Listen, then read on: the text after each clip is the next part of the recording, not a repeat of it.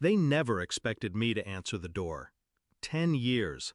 10 years of silence, of being cut out of the photographs, erased from invitations, whispered about like I was the stain on the family name. 10 years of their annual reunions where my chair sat empty, not because I wasn't alive, but because they refused to acknowledge me. And now here they were, standing on the porch of my new house. My house. Their faces pale, eyes darting across marble columns and manicured lawns that screamed of wealth they never thought I'd touch. When I opened the door, I didn't smile. I let the silence drag, let the weight of the years hang between us like smoke. And then, with a calmness they didn't expect, I said, "You finally found the address. Too bad it's no longer yours to enter." Backstory. I wasn't always the outsider. There was a time I believed in Sunday dinners, in family portraits, in laughter around the fire. I believed loyalty was unconditional. But loyalty in my family was transactional. My brother, the golden child, bought it with obedience. My cousins, with flattery. Me? I had the audacity to dream differently, to build a life outside the mold they pressed on everyone else. And for that, I was branded the problem. The final blow came a decade ago, a summer I'll never forget. I drove 3 hours to the lake house for our annual reunion, a tradition, a promise. But when I arrived, the gate was locked. Laughter floated from inside, faint but clear. I dialed their numbers, no answer. It wasn't a mistake, it was a message. We don't want you here. Discovery of betrayal. The photos went up on social media the next day. Everyone smiling on the dock. Everyone except me. My name wasn't tagged. My presence wasn't mentioned. It was as if I'd never existed. That was when the pattern became undeniable. The birthdays without calls, the weddings without invitations, the group chats I was mysteriously left out of. Exclusion wasn't accidental. It was designed. And yet, I didn't break. I studied their cruelty like a blueprint. I understood their hierarchy, their dependencies, their fragile egos.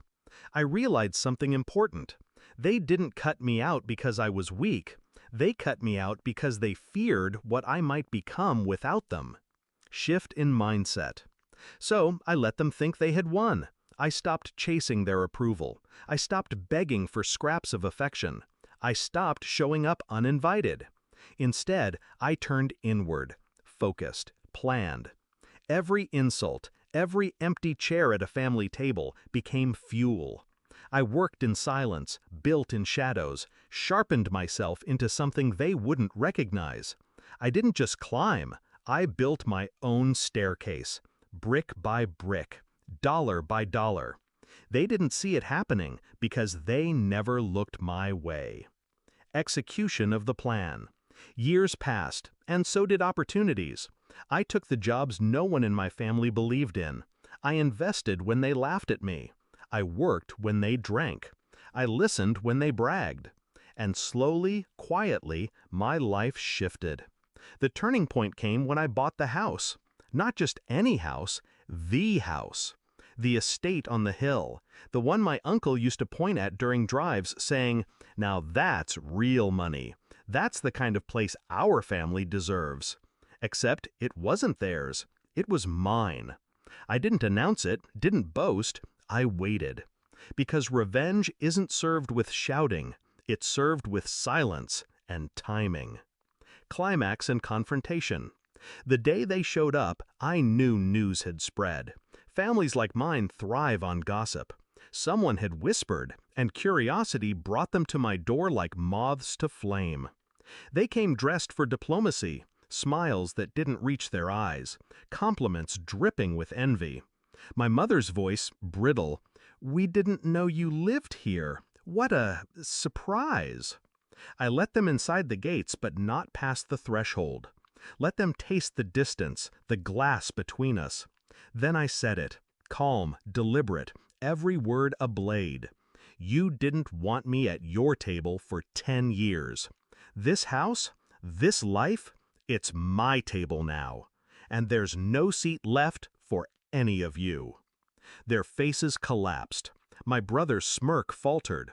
My mother's eyes welled. My father clenched his jaw. For the first time, they were the ones locked out. Resolution and emotional release. They left in silence, their footsteps heavy against the stone path. I didn't watch them drive away. I closed the door, shut out their shadows, and stood in the home they said I'd never deserve. That night, I poured myself a glass of wine, sat by the window, and thought of the empty chair at their reunion table, the one they had reserved for my absence. Now it was their turn to feel it. Because the truth is, I didn't need their reunion.